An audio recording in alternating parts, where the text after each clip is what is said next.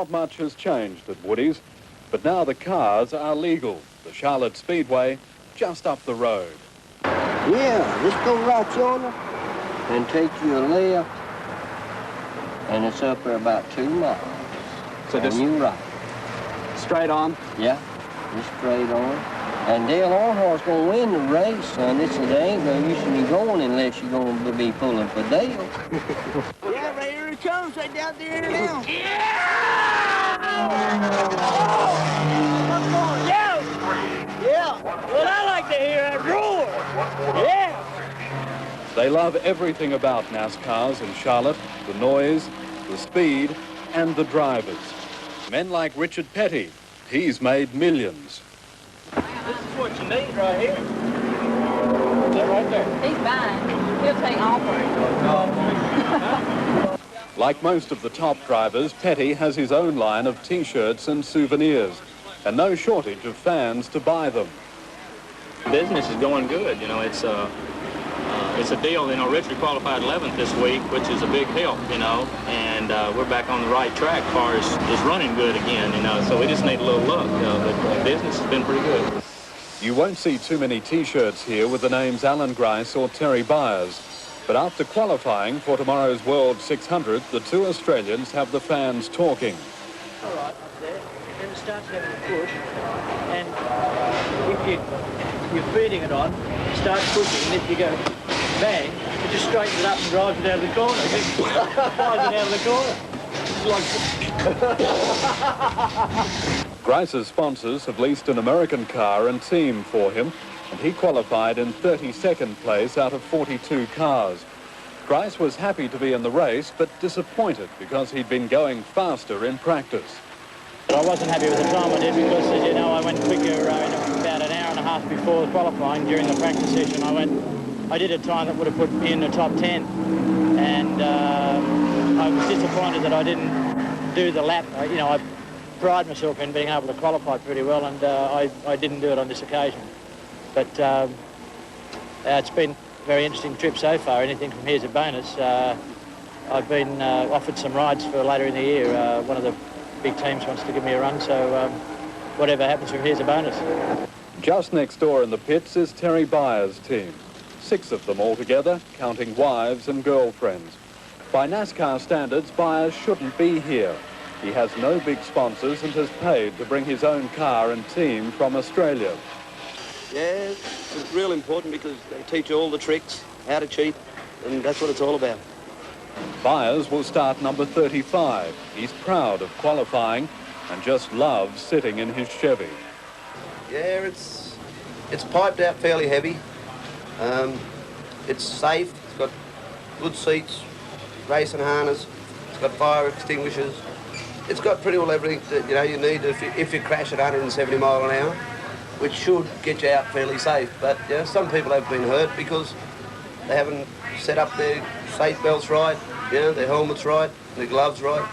Byers and Grice will be driving on one of the best tracks in the world. The Charlotte Speedway is impressive. It holds upwards of 160,000 people, has its own club, VIP suites that cost $35,000 a race, and on the first turn, a row of condominiums. The man in charge is Speedway President Humpy Wheeler. The nickname was handed down from his father. He keeps this model in his office to remind him of his humble beginnings. But at the Charlotte Speedway, this man is king. But I'll tell you what's absolutely unbelievable. I had never seen one until 2 months ago. That's a damn B-1 bomber. That is an enormous piece of machinery. This weekend marks the 30th anniversary of racing at the Charlotte track, and each year Humpy builds something new. We sold them too cheap. We sold them for $115,000, and we had 5 left. We finally got the price up to $130,000, but sold them. We had one resell a couple weeks ago for $275,000. We gonna make it? With just 24 hours before the big race, there's a problem. The seats in this stand have already been sold, but they're not finished. There's 4,000 people coming here Sunday. These tickets already been sold. Will you make it? Yeah, we've been through this before. Done it with a skin of the teeth. We'll still be working on this thing in 15 minutes before the race starts. I hate doing stuff like this. I appreciate that more than you know. Okay.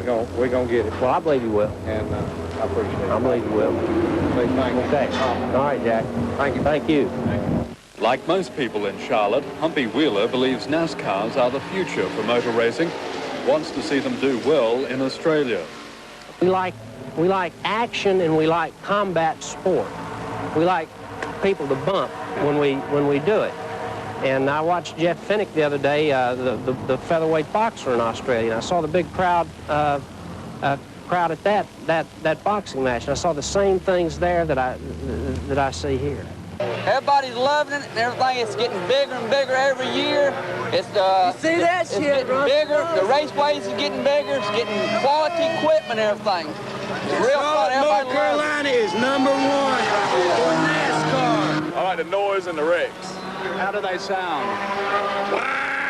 Right now, they come right through here, and the wrecks, they hit the wall down there. Ain't nothing like that. It's just so exciting. Everything about it's great.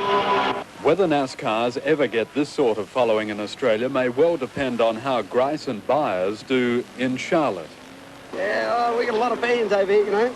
As I said, I've been here the last couple of years, which has been good, and I got to know a lot of people, which has helped me a lot, yeah. But we need a sponsor to come along and put his name on them rear guards now, and that's what we're hoping on. We snuck up on them over a lot of years, on the Americans over a lot of years, and won the America's Cup. Maybe a few more years we might sneak up and win this one too. Richard Petty, King Richard of stock car racing, is 51. 51-year-old man with a 100-year-old body and a 25-year-old mind. So that's me. He has not won a race in 5 years, not since the 1984 Firecracker 400 produced the 200th victory of his career. No one is close to him in victories or stature. The guy was always in front, and that's why that it's so hard to watch Richard today when he's not always in front. Benny Parsons raced against Petty for 25 years, then, like all of his old rivals, retired. His new rivals may retire before he does too.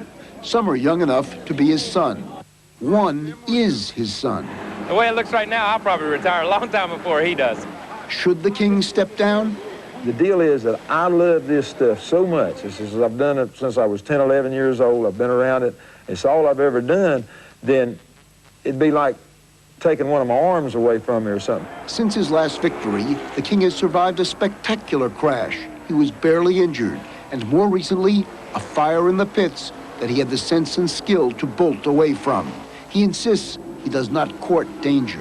Any death wish or any of that stuff, I'm not a brave person. But in a race car, I've never been scared.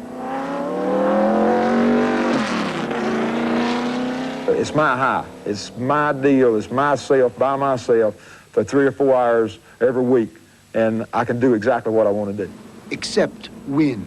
He has endured the longest victory drought of his racing life, a life that began when no one thought racing cars would ever be sponsored by underpants or slenderizing salons. His daddy raced then, Lee Petty, long retired, living in Level Cross, North Carolina, next to the Richard Petty Museum, crammed with cars, trophies, clippings, even a film, a dazzling shrine to such fans as the Wheelers of Virginia.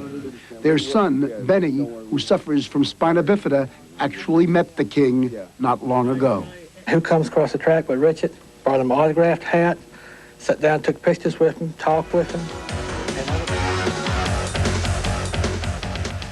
Well, hello and welcome to our coverage of the $1 million NASCAR World 600 from Charlotte Motor Speedway in North Carolina.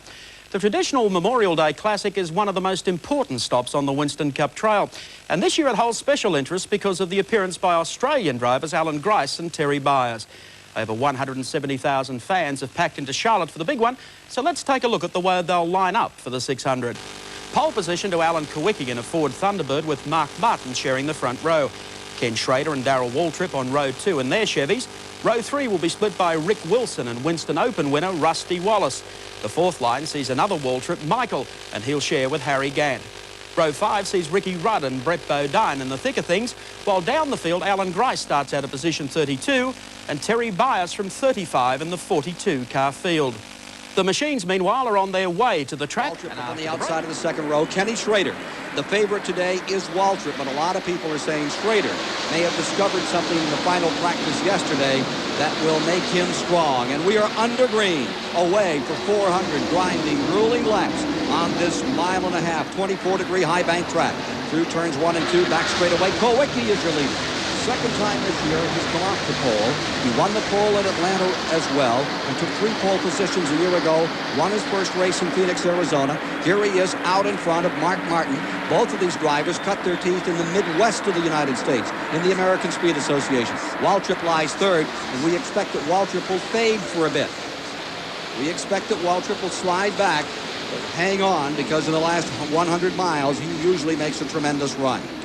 Well, Ken, we got a real good, clean start. Everyone out here knows that this thing has to go. Oh, we've got Richard Petty. He got tapped in the back on the backstretch by Earnhardt. He got it straightened out. We're still under green.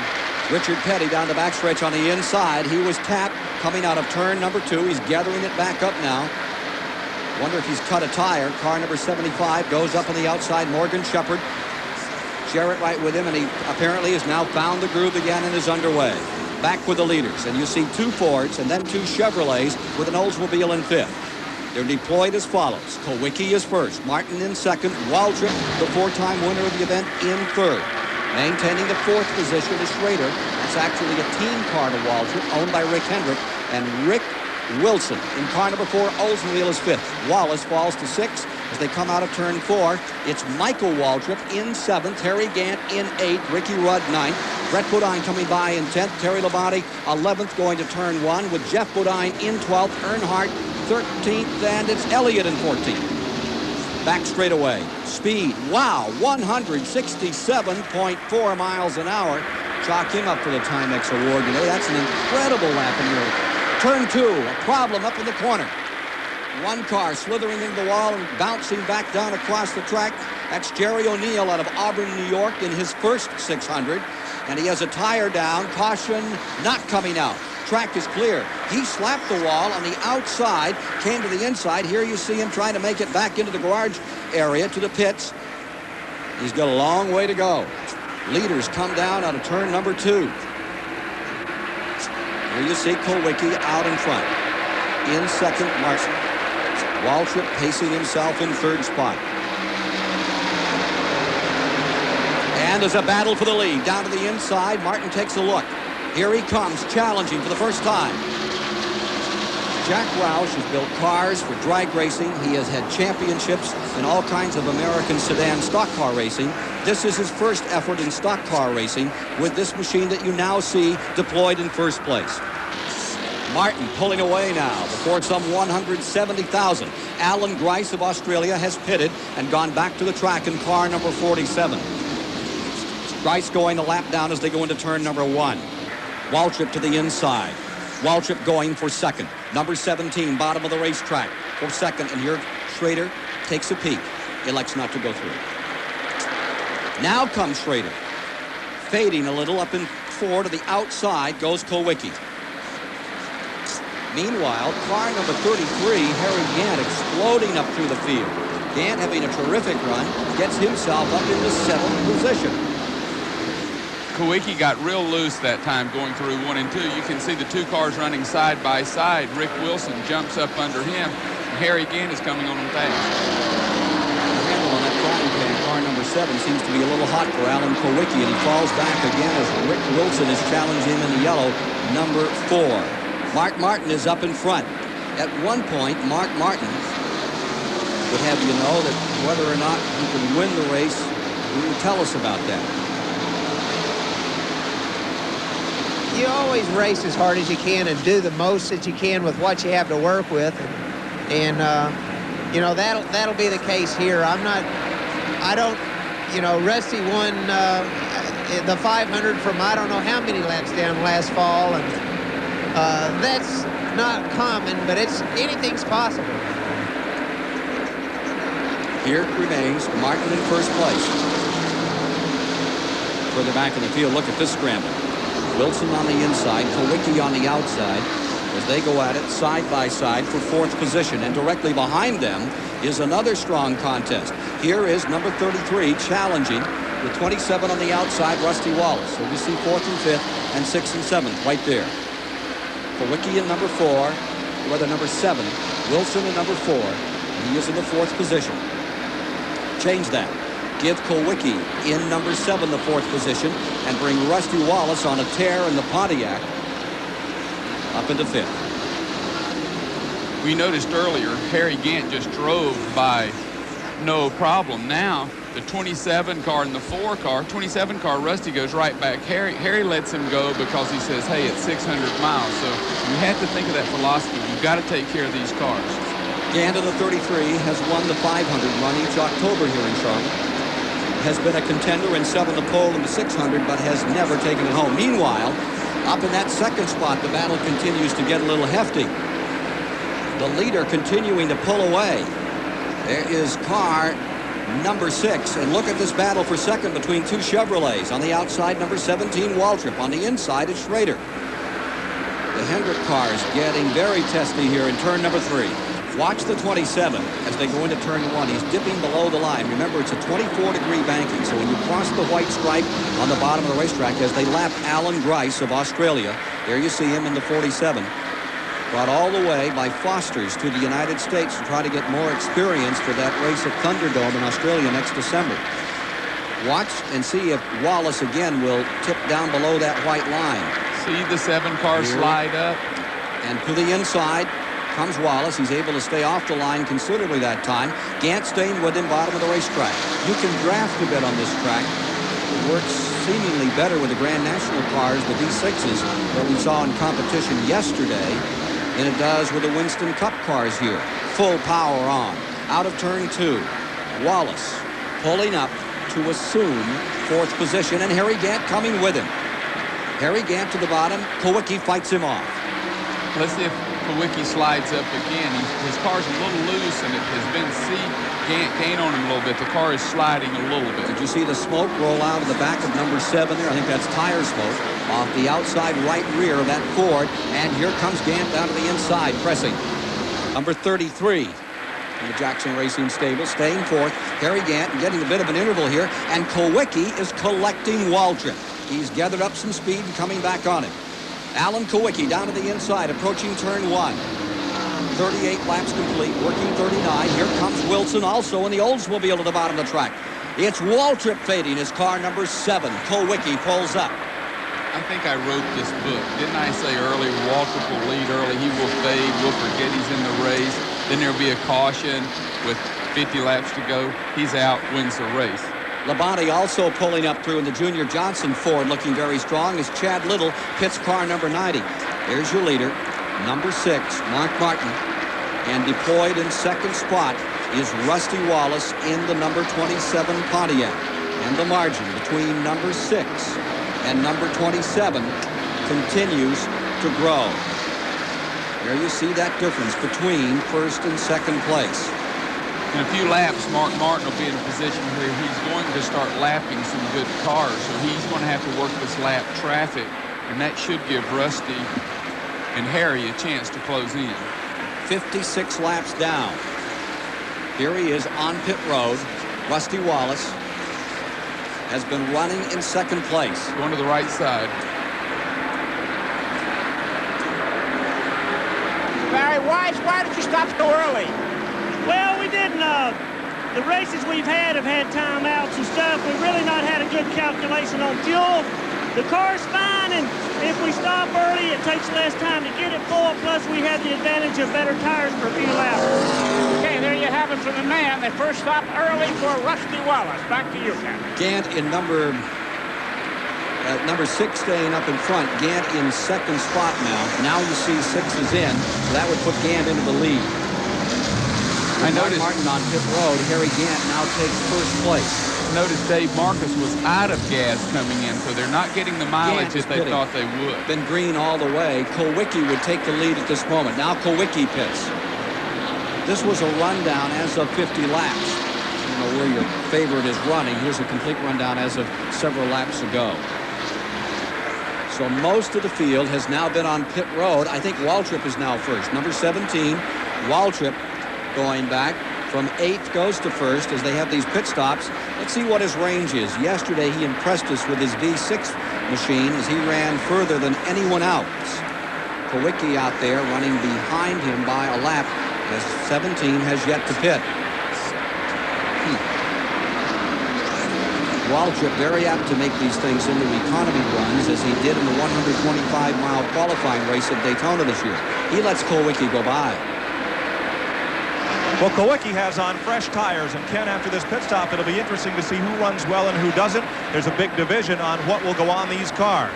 Terry Labonte, Rusty Wallace, Mark Martin, Dale Earnhardt, and Bill Elliott will get scuffed tires, tires that have a few laps on them. Again, Martin is third, Terry Labonte now fourth, KULWICKI fifth, Waltrip sixth, and Sterling Marlin is in 7th place with Rick Wilson 8th, Jeff Bodine 9th, Bill Elliott 10th, Davey Allison 11th, Brett Bodine 12th, Earnhardt back in 13th, and Lake Speed is in 14th.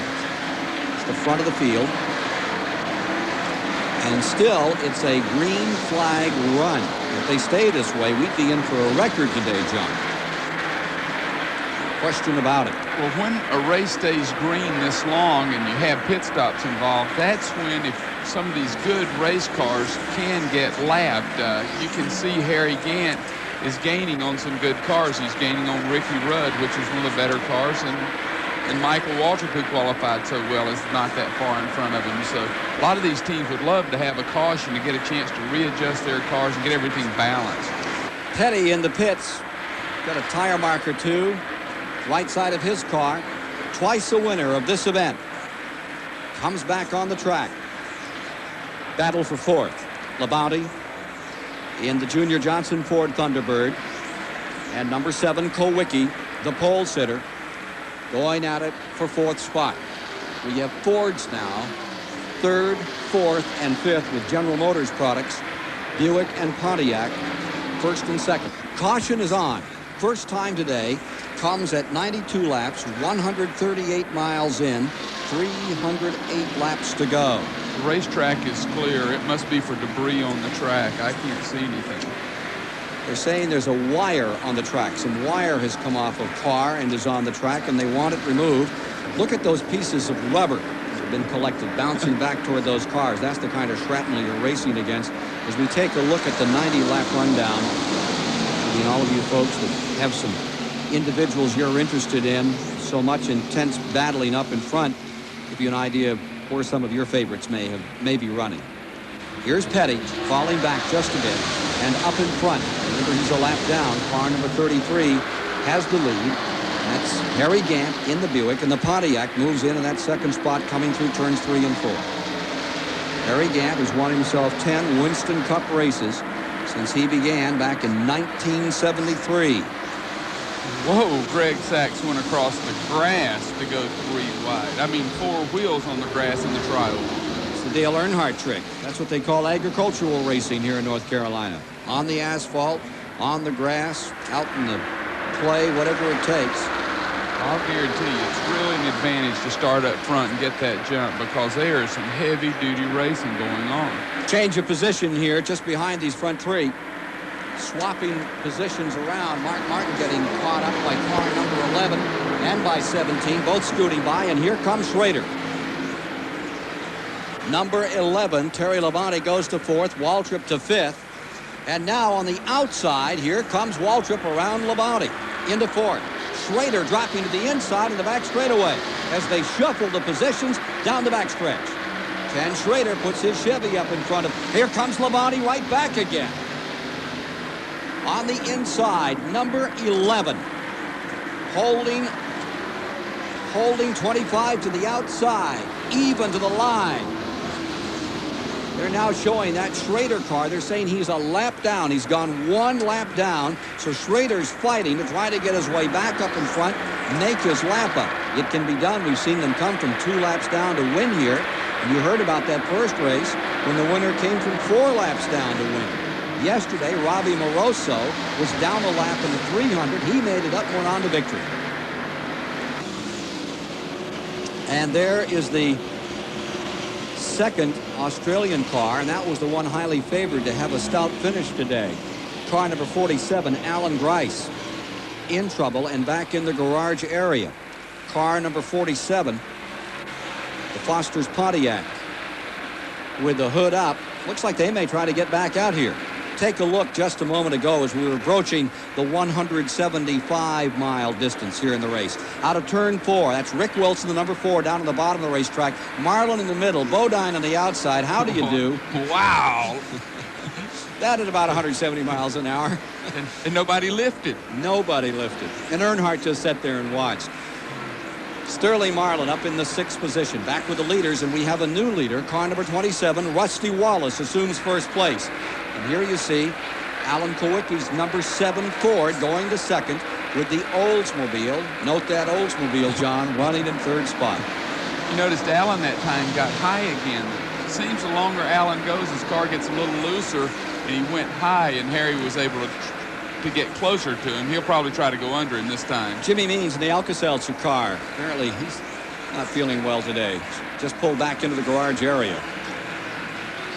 That Sterling Marlin run certainly would nominate him for the Sears Die Hard Charger here in the Coca-Cola 600. That was some go.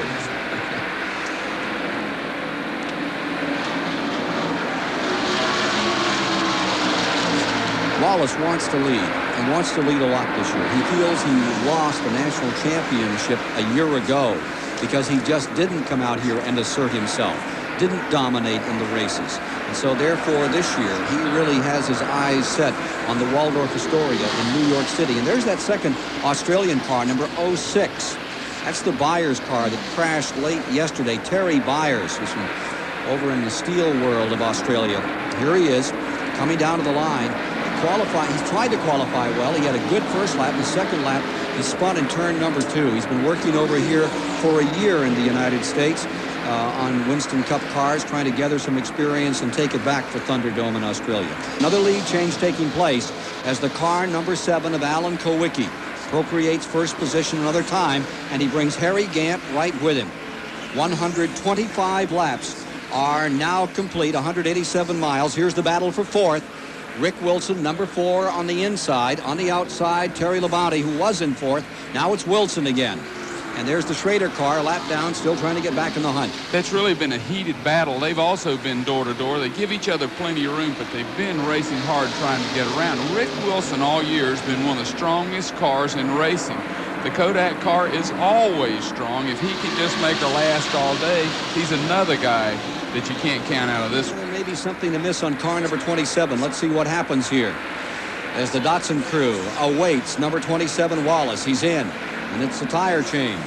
I want you to watch that pit crew work high fast. They do just an awesome job. They're one of the best in the sport. How they do that, I don't know. It takes me an hour to change one tire. A lot of those people were on that all-pro crew last year. You know, the people, it's interesting, in this sport of American stock car racing, the drivers and many crew members, they vote among themselves for the top man at each position on pit road, and it's a very prestigious thing. You think about the drivers, but in the winter, they put a lot of attention to the gas man, the tire man, the jack man, the tire carrier, that kind of thing. And that Datsun crew had, what, 3 people in that All-American team? Yes, on the first team. So they're one of the best. The Earnhardt team and the Datsun team, they both have been great. Grice has come back on the track.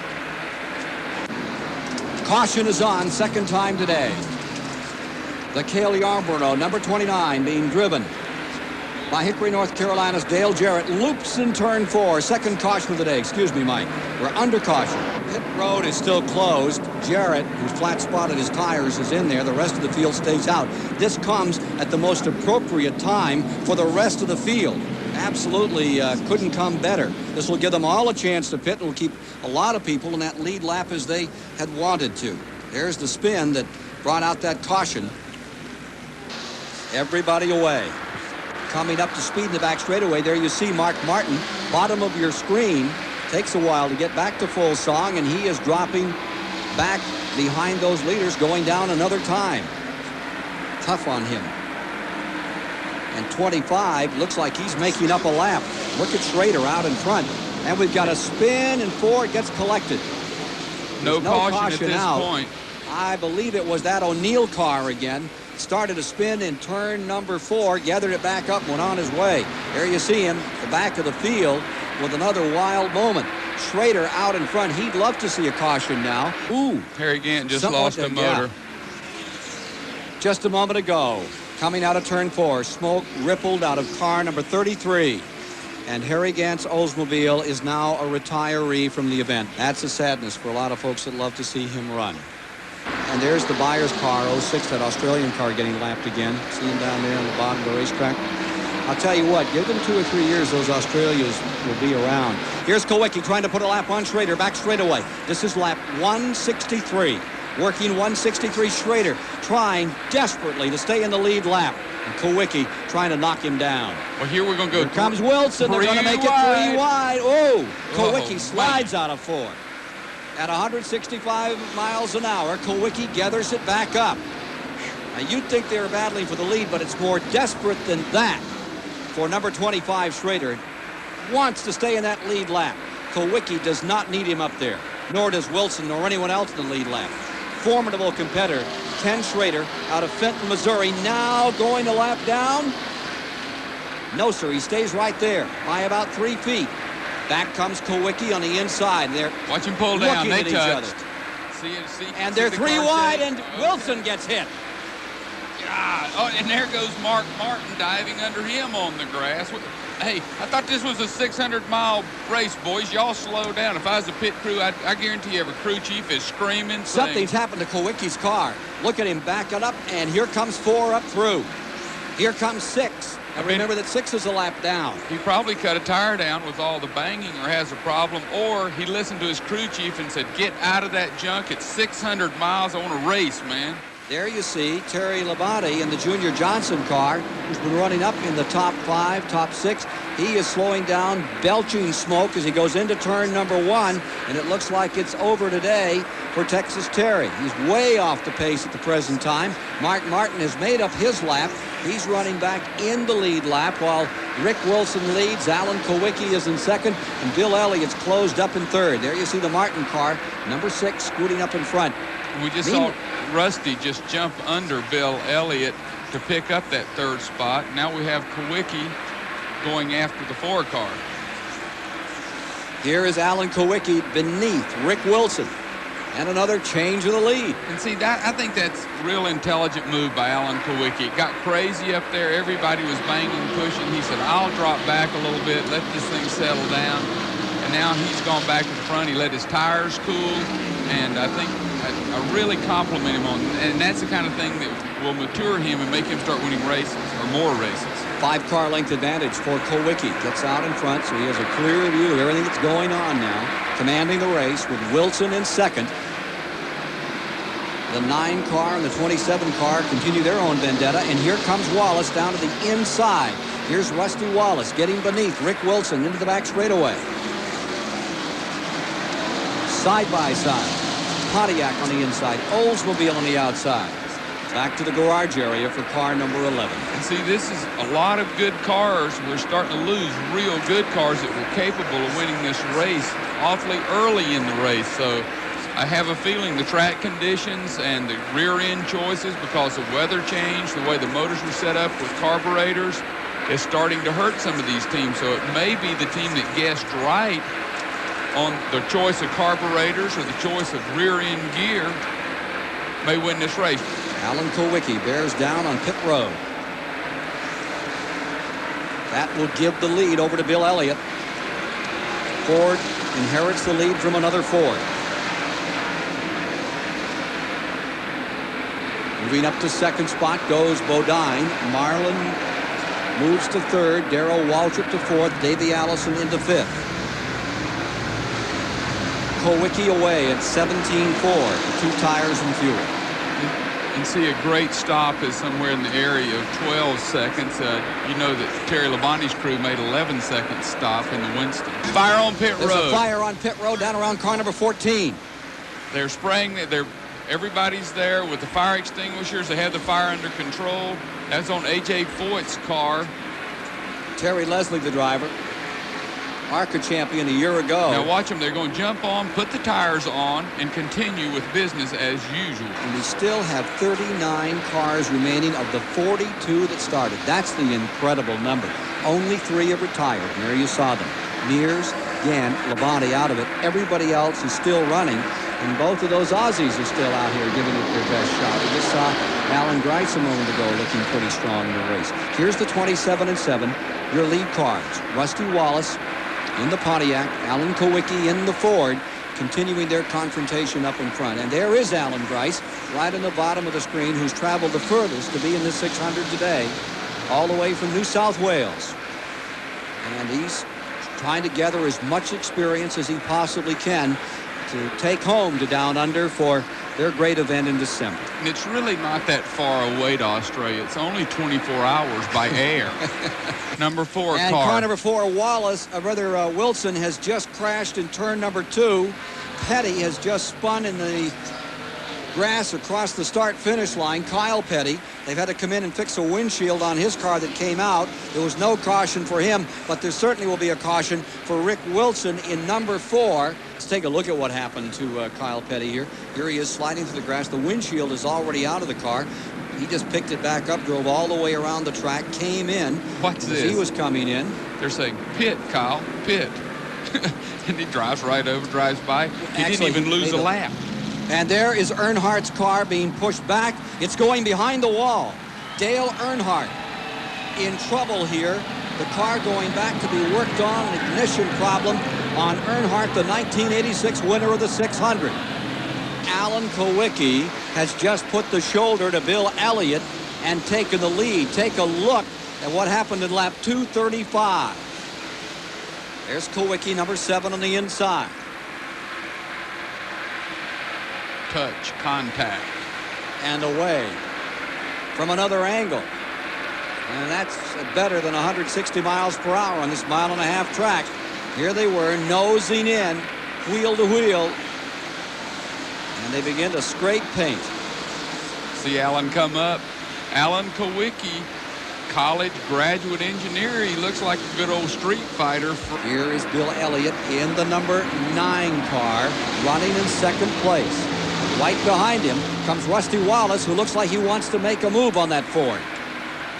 Down they go out of turn number 2. Wallace to the bottom of the racetrack. Here he comes.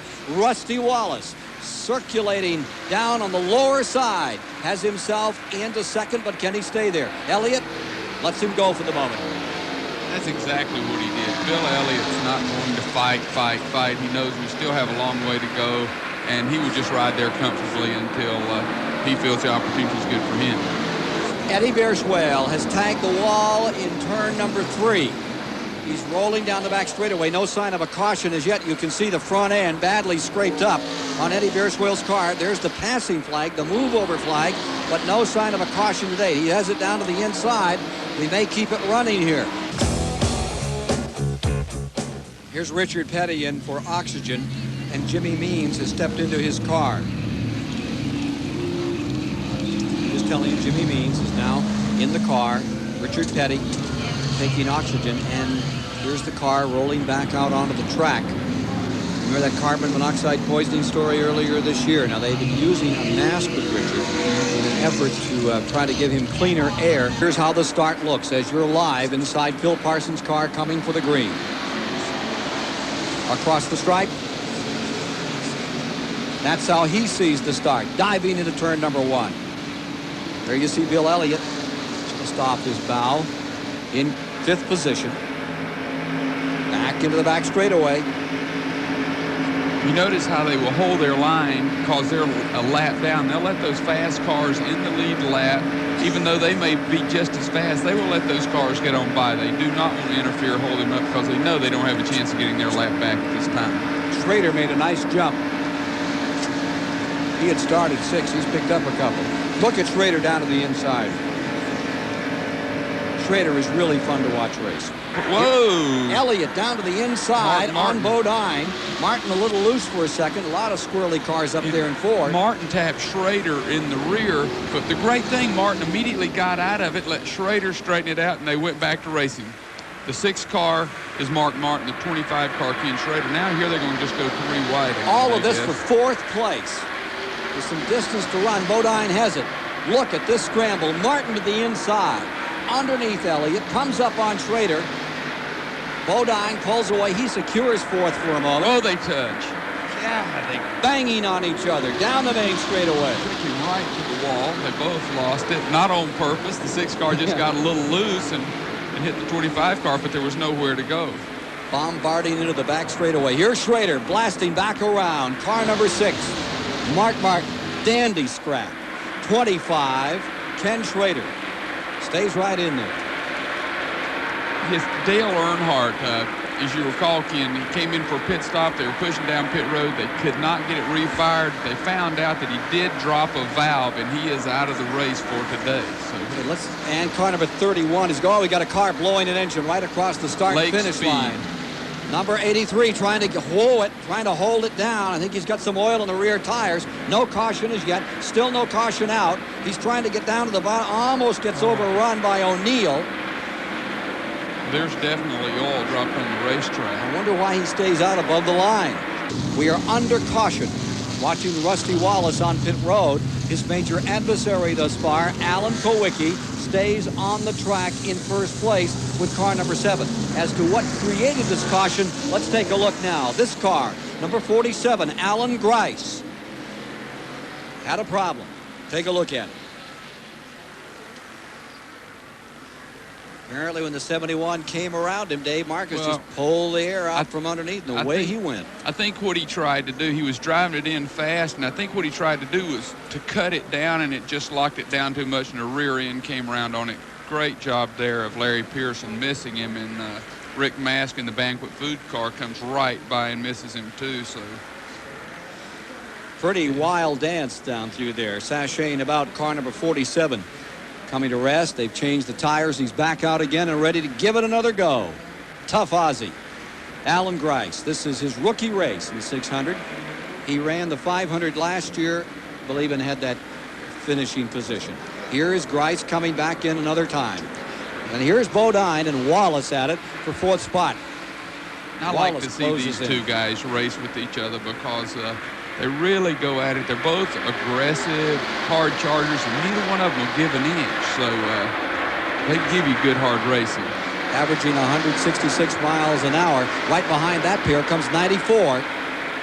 Showing a good run today. Marlin staying right there with them. And Davey Allison.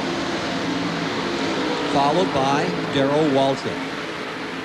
It's a good group. Bodine is 4th in the 5 car. Here comes Wallace up on the outside. He's in 6th. Right behind them is Sterling Marlin in 7th, and there goes Wallace. You know what's really neat? We still have 9 cars in this race legitimately that have a great shot at winning this race. This late in a race, you usually get down to 3 or 4, but so many cars are still running good, Ken. And a total of 11 on the lead lap, John. Here's 94. Marlin coming to the inside. Sterling Marlin turns it up a notch. He goes up underneath Bodine, and Davey Allison coming with him, along with Walter. So, dropping to the inside goes Sterling Marlin in the 94. That is the contest for 4th position. Now look at that racing. Both groups, there's 4 cars side by side. They're giving each other plenty of room.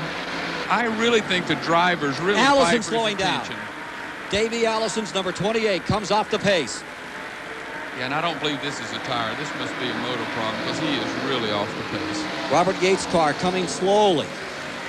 Oh, that's unfortunate for Davey Allison. His dad looking on from the condominiums down in turn number 1. Here's Davey Allison coming onto pit road. Running 9th when this occasion happened to him. Davey just off his big Talladega win. They were so excited over that. Right to the garage. Yep, it's going in. Running down the leaders, Rusty Wallace ran into trouble. Motor problems. He's gone back behind the wall. I would assume they're going to try to get that fixed and try to have him pick up some points. He didn't look very happy about it. Chris Economaki is down there. Chris, what's the story? Rusty, what's the problem? I think it broke a valve, Chris. I'm not for sure. Looks like it. That's what happened. We don't know. I'll let you know in a little bit. And now we're inside Dick Crickle's car, running with him. I think the leader may be getting ready to pit. Allan Grice is going back to the garage. Let's see if the number 7 car comes on pit road. Yep. Allan Grice coming in. They pitted on lap 257. Rest of the pack pitted on 275. Let's go to the race.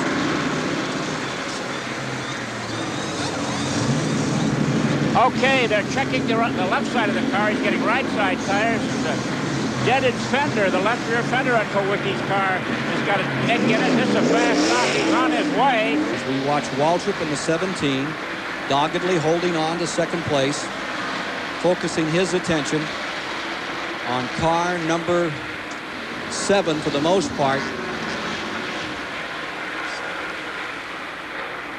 That has been the one he's had to worry about all afternoon. And Waltrip, let me correct that, Waltrip is now showing first with KULWICKI having made that early stop. SCHRADER is in second. MYRON is in third. Michael Waltrip's coming back out. 7 cars on the lead lap. Bill Parsons down pit road for his pit stop. You are. That's your 14th place car. Caution is out. That's at lap 339. That happened almost out of turn 2. He went all the way down the backstretch. And you can see he could get himself into a fire here if he hasn't already. Showing a lot of sparks from beneath Sachs' car, and he could not get on pit road.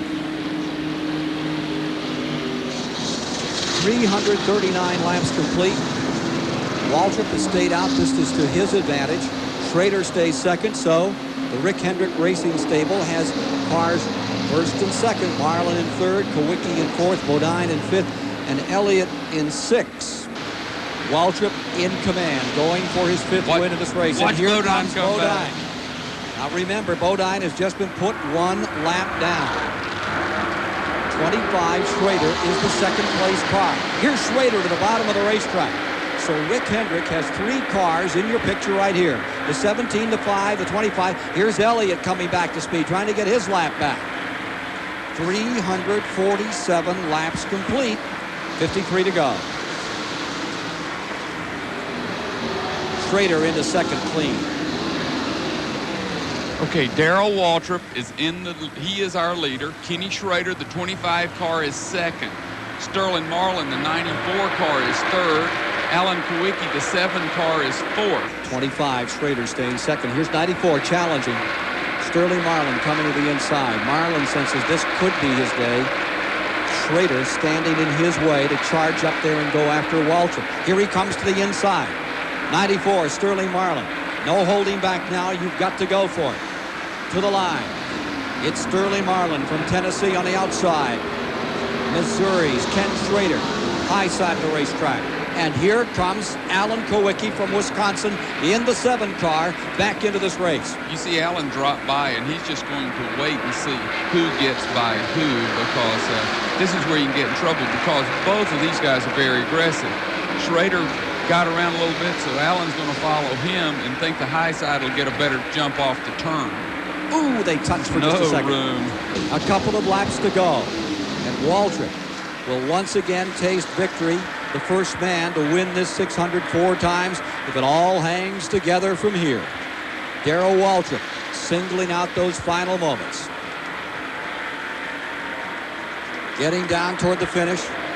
77th career win could be coming up. Right here as the white flag comes out, 1 to go. Sterling Marlin gets my vote today. What a hard charge he has put on all day. 5th 5 times in the 600, 4 times a winner. Incredible mark by Waltrip in this event.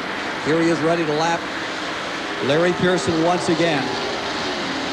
Bill Elliott and Mark Martin are running side by side. Looks like Mark Martin, they're going to race it right to the line. And that is a good battle as Bodine is pulled away in 4th. And Martin is challenging Elliott for the stripe. Coming down for the checkers, it is Darrell Waltrip for the 4th time. And there is a little bit of a slide coming to the line by Mark Martin. And across the stripe, it'll be number 9, Bill Elliott for 5th. Bodine will finish in 4th today. Ken SCHRADER will be 3rd. And it will be Sterling Marlin for 2nd position. But it's all Waltrip. Look at that shot of that pit crew. Now, this looks like the fight last week, but no, they're all celebrating. They're throwing each other up in the air. There's just as much contact here as there was last week. A lot of emotion and love and war. $9 million he had won coming into today. Jeff Hammond on the radio to Darrell Waltrip, reminding him where victory lane is at the Charlotte Motor Speedway. The 5th time he's won it. 1978, 1979, 85, 88, and now in 1989. It is Darrell Waltrip, victorious in the 600. You gotta do my dance. Gotta do his dance, okay. He's gonna do his dance now. Let's see, okay, the Waltrip shuffle here, all right?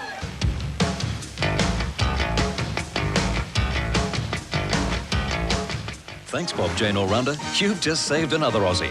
Australia's top tyre engineers have utilised Bob Jane's years of hands-on motor racing and driving experience to develop a superior steel radial for Australian motorists.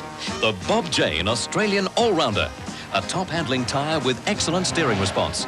It's long-lasting and has excellent braking ability. The Bob Jane Australian All-Rounder, the new improved steel radial, now at all Bob Jane T-Marts. So, victory in the World 600 to Tennessee's Darrell Waltrip, a driver who we just might see in Australia on Sunday, December 10 for the $1 million NASCAR Classic at Calder Park Thunderdome. Let's hope so anyway. I trust you've enjoyed our coverage of Charlotte, and you'll be trackside the next time we go racing on 7 Sport. Well, Gricey's a legend in his own bathroom. Great guy. I worked a lot with him, Bathurst with the Chickadee car. We went to Japan together, went to, been a lot of places together, went to America together, to Charlotte, North Carolina. Great guy. Good on you, Gricey. Go, Gricey.